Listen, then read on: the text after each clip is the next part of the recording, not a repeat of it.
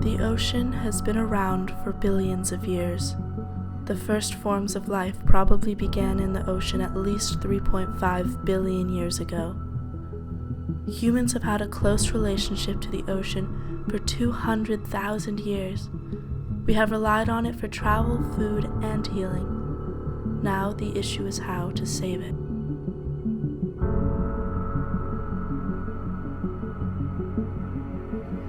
Eight million metric tons of plastic enter the ocean every year. That's 5 trash bags full of plastic, lining every coastline around the globe. All across the world, plastic trash floats, mostly unseen, through the ocean. Through the currents, most plastic ends up in a gyre, essentially a slow-moving whirlpool where it collects. It breaks down into smaller and smaller pieces and is swallowed by millions of species before it sinks down to the seafloor. Plastic has been found in more than 60% of all seabirds and in 100% of sea turtle species alone. Humans buy about 1,000 plastic bottles per minute. Only about 23% of plastic bottles are recycled within the US. I set out to discover for myself just how bad the plastic problem is. Bequia is an island in the St. Vincent and the Grenadine Islands. It is home to some of the most beautiful reefs and beaches.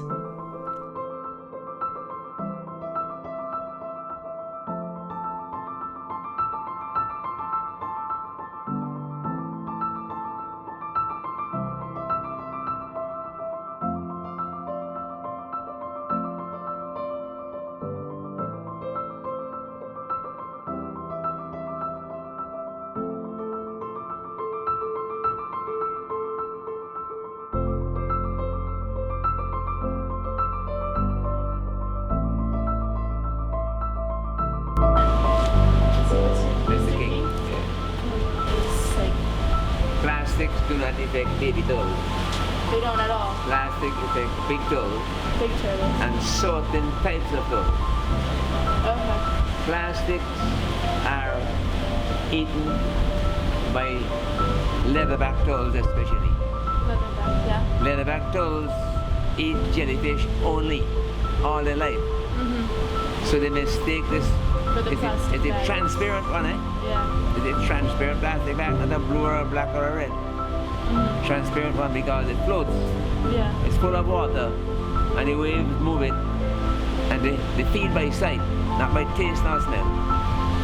So they grab that plastic bag and swallow it. Many of them. Mm-hmm. It packs up the inside, they cannot stool, and they die on their own poison.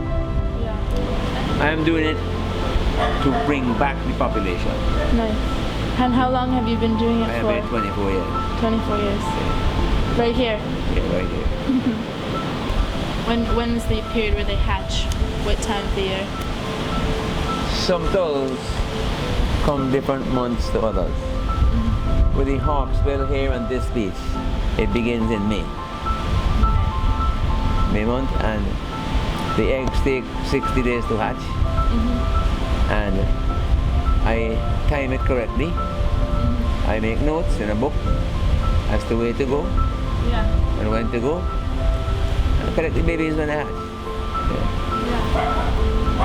So you could go to any beach here and you could find them. Well, I do this beach because it's nearby. Yeah. You know, I don't go to many beaches again. It is not safe sometimes to go alone in the night.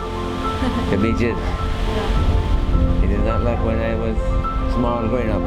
We didn't have wicked people, you know. Now we have some very wicked people. Do you release them back when they become a certain maturity of age? 6 or 7 years. I have some right there. Are those the ones that are in the... Yeah, right there. Yeah. At first it seems like the perfect island paradise. But just below the surface, there is the floating pollutant, plastic. Whether in the form of a full trash bag or microplastics, it is there, unseen and destroying habitats. Most of the plastic we see are pushed up on the beaches from tides and wind, but so much of it is under the water, stuck in corals or buried in the sand.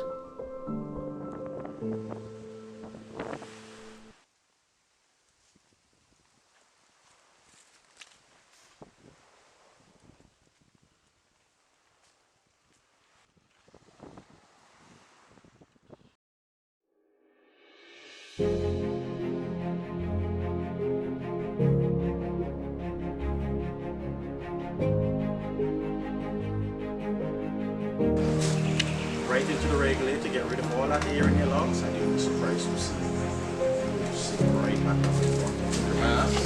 That's how you want to get it out.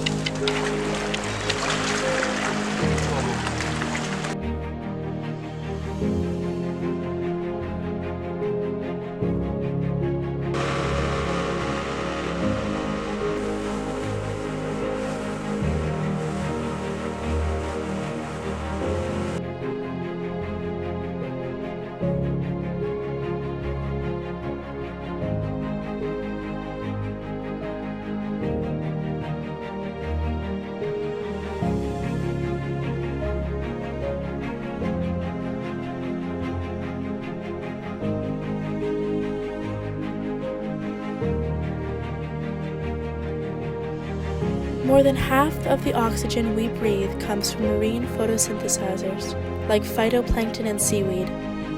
Both use carbon dioxide, water, and energy from the sun to make food for themselves, releasing oxygen in the process. These plants produce oxygen as a byproduct of photosynthesis. The ocean is not only the way we get our oxygen, but also a major food source. Around the world, over 15% of our protein comes from the oceans, which also provides the primary and often only source of protein for 1 billion people.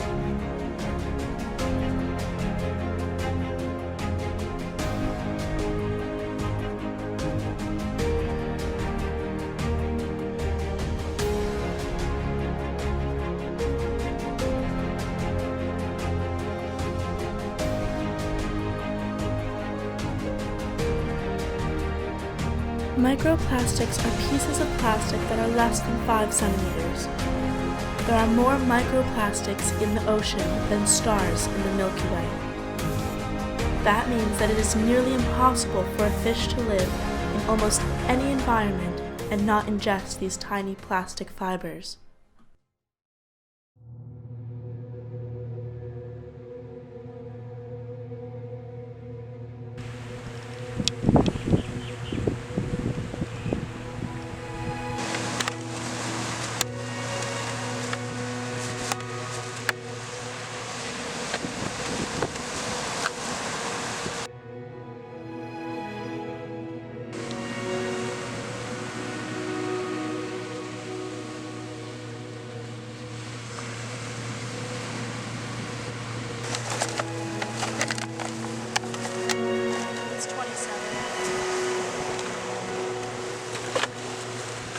Most of the buildup of plastics I found were located on the southeast end of the island, where the Atlantic winds are constantly blowing westward.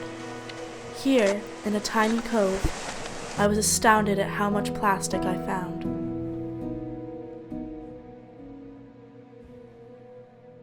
Plastic production and consumption are predicted to double over the next 10 years. That means that if we don't do something now, we could be facing 250 million metric tons of plastic in the ocean in less than 10 years. We need to change how we use plastics, but that means we have to change the entire industry of plastic production and, simply put, the way we see and use plastics. So I ask you the question, what can we do about plastic pollution in our oceans? To begin, reduce our use of single-use plastics, like straws and forks. Recycle properly. Participate in a beach or river cleanup, or something as simple as cleaning up the trash in your park. Support bans on plastics in major companies. Avoid products containing microbeads that can get into your wash and make its way through the sewage system back to the oceans. And talk about it. Spread the word and support organizations addressing plastic pollution. If everyone contributes just a little bit, we can really make a change. Raising awareness of how marine waste gets into our waterways and how it impacts aquatic ecosystems helps people understand the importance of the issue and how they are directly involved. By teaching children from an early age about the marine environment, we can instill the belief that we can make a change. Building people's self-efficiency is necessary for them to make decisions that impact the environment in a positive way. Providing knowledge and achievable actions makes the issue of plastic pollution feel more attainable and less daunting. In fact, marine debris is really a local issue. Even if you live far from a beach or the ocean, trash can still be carried for miles by streams and rivers back out to sea.